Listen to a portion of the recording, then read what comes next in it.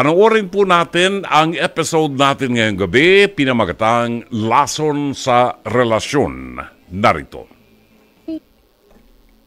Nirereklamo mo? Yung kaibigan ko na, hindi na din kaibigan, parang kapatid ko na rin tinuring, na bakla. Pinakain ko na, inalagaan ko na, kumbaga pinupupuna din sa bahay. Yung pala pati jowa ko, kakainin niya rin.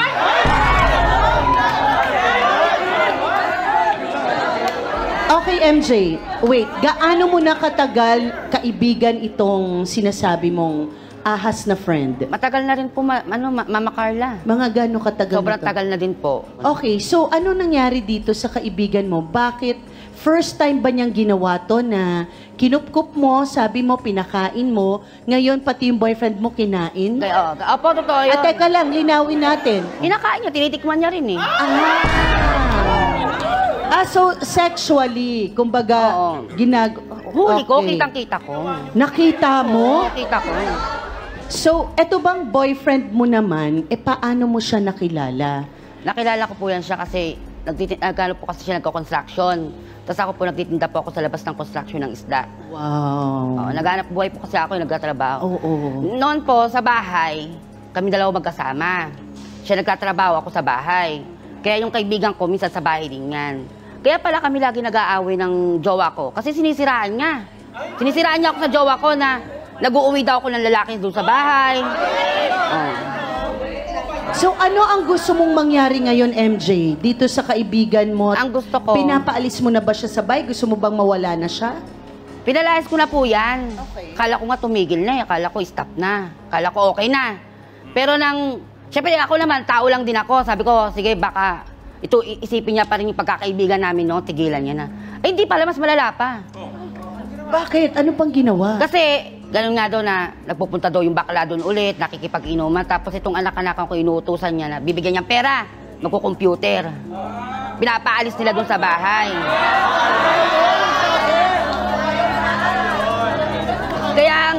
Kaya Mama Carla, ang ginawa ko, nagplano ako.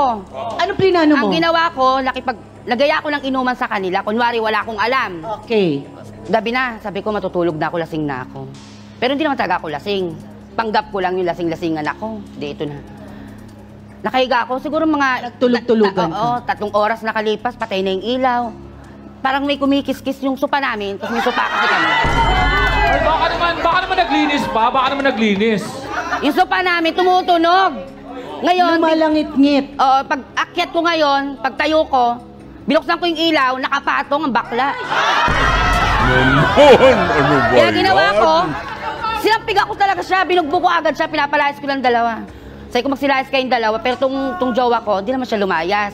Paano yan? Magkakaharap kayo ngayon at sasagutin niya ang mga revelasyon. MJ, tawagin natin si Jason Pasok.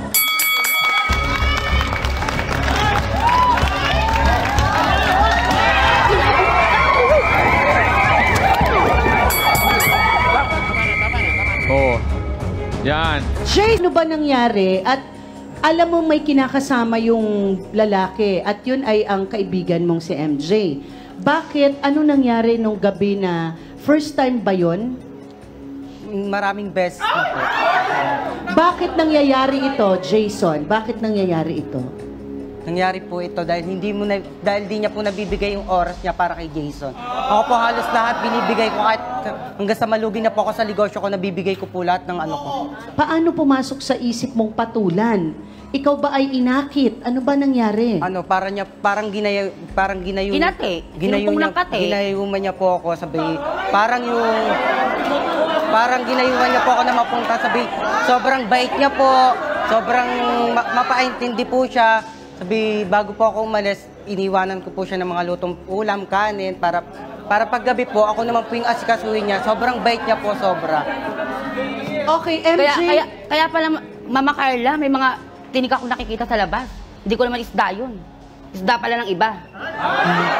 Okay. MJ, ang nangyari ay parang tila naghanap ng oras at pagkalinga ang iyong boyfriend. At ang nakapagbigay nun, dahil siya naman ang naiiwan sa bahay, si Jason. Ano masasabi mo? Sa akin lang, Mama Carla, yung asawa ko lagi ko kinakausap. Ang dami-dami mo pwedeng pagpalit sa akin, pwedeng babae. Bakit katulad ko pa? May kulang pa ba sa akin? Mas magaling ba yan? Di mo sure. Ay, di mo sure. Okay. So, Jason, paano ka na ngayon may matitirhan ka ba kasi si MJ ang kumupkup sa iyo? Wala na tumatanggap dyan. Uwi na lang po Tinataboy akong yan. probinsya. Tinataboy Anong na lang probinsya mo? sino yan. Mindanao po. Okay. So, uuwi ka na lang kasi Doon na po ako magliligosyo. ano bang negosyo mo? Titinda po ako ng gulay. Gulay din. Okay, pero mamaya pag-uusapan natin kasi baka naman maayos pa. MJ, Wala na, alam wala. ko... Ay, hindi, wala na. Ilang beses na yun, Mama Carla, pinagbigyan ko. Wala nang pag-asa yung maayos, kaya yung buhay niya, hindi niya dinaayos pa. Kaya Okay. buhay ng iba, ginugulo niya rin, kahit buhay namin. Hindi man kayong dalawa makapag-ayos, at least matulungan namin kayong makapag-isip at makapagpatawad para makamove forward tayo na maayos, no? Wilmar, bakit ka gigil na gigil ngayon kay Jason? Di ko po alam kung bakit po gigil na gigil dyan eh. Dahil po, Dahil Kaya lagi po- niya kaya niya sinasabi po. na sinungaling daw to, mapagawa ng kwento. Kasi binabara ko kasi to, na ikaw, tantanan mo na yung asawa ko, pag di mo tinantanan, papatayin kita. Ayaw niya pa rin lumayo. Sabi niya, doon daw Alas siya sa magalit sa sa akin, kabilang nanay ko, kaibigan dahil nga niya. ayaw niya po Pupunta daw siya sa paniwalaan, dahil nga ganito, daw po puro siya ayaw mo, palusot. sabi niya. Pero pag wala na ako, Sinungaling nagtitinda na yun. ako, andun na naman siya. Tutuklawin na naman yung isa. Jason. Okay, so yes, Wilmar, totoo ba yung mga sinasabi ni MJ? totoo po yun. Alas magalit nga po to sa akin dahil nga daw po gawa-gawa daw po ng evento. Kati naman daw po totoo. Hanggang sa narealize niya na po yung totoo na mayroon na po itong ginagawin itong dalawang to. Siya na po niya ako na binigyan ng katotohanan po yung sinasabi ko sa kanya. Okay. So, ang una talagang parang hindi ka napapaniwalaan. Hindi niya po pinapaniwalaan. Okay. So, ngayon, napatunayan mo na MJ, no, na totoo pala ang mga sinasabi ni Wilmar. Pero, may akusado eh. 'Di ba? Kayo yung mga nag-aakusa. Tanungin natin syempre para patas, no, si Jason. Totoo bang nahuli ka ni Wilmar na kayo ay naglalambingan, naglalampungan, naghalikan? Totoo po kaming nahuli ni Wilmar sa kwarto mismo. Okay, Jason, at sinasabi mo sa kwarto mismo, bakit ganito kalakas ang loob mo? Jason, hindi ka ba nag-aalala para sa, 'di ba, sa kalagayan mo, sa buhay mo? Dahil Hindi na po kasi mahal Lahat ko ng po kaibigan talaga niya ang wala isang tao. nagmamahal Pag sa mahal ko po kanya. ang isang tao, kaya ko pong ipaglaban sa lahat. okay. Kaya ko pong patunayan kung anong ginagawa namin. So nagmamahal ka lamang. Okay. MJ, bothered ako dun sa kinakasama mo. Kailangan sana malaman natin, no? Kung sino ba talaga ang gusto nyo sa inyo dalawa dahil siya itong namamangka sa dalawang ilog, eh. 'Di ba? Ito ang lalaki sa buhay ni MJ at Jason. Ang turn between two lovers. Perry, pasok.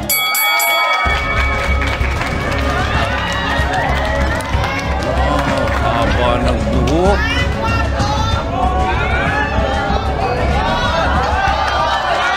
Kuya Perry, bakit ka pumatol pa kay Jason? Gayong kayo naman na ni MJ. Ano nangyayari? Kasi nga po, Ma'am Carla, ito po si FJ po, wala po kasing oras niya sa akin. Pinatanggal niya ako sa trabaho gawa ng marami siyang sabi niya, nagsiselos siya, ang dami niyang inanod sa trabaho. Eh, siyempre ako naman, sige, malis ako. Eh, siyempre para Puro sa kabaltara kanya eh. naman pala, Mama Carla. Kasi yung chinichismis nito sa akin, yung chismis, ginagawa pala ito ng kwento to. Na ako daw mag-uwi ng lalaki doon, pag wala siya. Kaya sabi ko, kung ganyan ka, ako na lang magtatrabaho, ako na lang maghanap buhay. Kaya mo pinatigil Oo. para nakaabantay Sabi ko, ka ako na na lang lang. sa bike. Totoo ba to, Perry? Opo, Ma'am Carla. Okay, Yung pala- Perry, pero alam mo ba na itong Ay- si Jason ay matagal nang magkaibigan silang dalawa? Opo, Ma'am. Bukod sa oras, ano pa ang pagkukulang sa tingin mo ni MJ? Gano'n po kasi, Ma'am Carla, masyado po kasi siyang selosa. Dito nakita ko, alam niyo, may hangover pa ako nung mga pagnililay natin nung panahon ng Semana Santa, ng Kwaresma. At unang pumasok sa isip ko dito yung isang simpleng word taken from the 7 last words, I thirst. Nauuhaw ako. Ako'y nauuhaw. Tingin ko itong anong pangalan, si Perry. Si Perry ay talagang uhaw na uhaw, bagamat ibinigay sa kanya lahat ni MJ ang pangangailangan niya. Nagtatrabaho siya, di ba? Sabi ni MJ, huwag ka na magtrabaho, diyan ka na lang sa bahay. Susuplayan kita ng lahat ng pangangailangan mo. Si MJ nasubsob ang ulo sa paghahanap buhay at hindi na niya nakita yung pangangailangan ng kanyang kapartner. So, yung pala ang pag-ibig pala talagang hindi namimili ng gender, di ba? So nakita natin very clear na dito sa ating buhay ngayon sa mundo, hindi tayo kinakailangang malibang sa mga pangangailangang makalupa, no? Kasi may taong naghihintay ng pag-ibig, ng panahon. Nagsusumikaw, I thirst, pero hindi siya nadidinig dahil nakafocus si MJ sa bagay na makalupa para maibigay ko sa iyo ang lahat. Pero sa pag-ibig, hindi lang yung bagay na makalupa ang magpapasaya. Yung panahon mo na makasama kita rito, yun ang mahalaga. Na naibigay ni Jason. Ang problema dito, si Jason, medyo naging masyadong maluwag. Na hindi na niya naisip na yung nangangalaga sa kanya, si MJ, hindi dapat pagtaksilan, di ba? Pero umiibig Yan ang misteryo ng pag-ibig, di ba? Ngayon, ang katanungan dito, kaya bang patawarin ni MJ si Perry? Dito natin makikita ang lalim ng pag-ibig. At kung magkabalikan sila, anong gagawin naman ni MJ para mapunuan ang pagsigaw ni Perry ng ako'y nauuhaw? See? Ito naman si Jason, willing naman siyang ibigay ang lahat. Kaya napunta sa kanyang atensyon nitong si Perry. Tanong, pagkatapos ng lahat ng ito na mahuli ka, Perry, na nagtataksil sa isang taong nagmamahal sa iyo, babalik ka pa ba sa kanya? May mukha ka pa ba na iaharap kay MJ? O ipagpapatuloy niyo na ang inyong relasyon ni Jason na nagbabalak bumalik sa probinsya? Yan ang katanungan. Katapatan sa isa't isa, commitment sa isa't isa. Yan ang mahalaga sa isang relasyon. Salamat, Mama Carla. Maraming salamat, Dr. Love.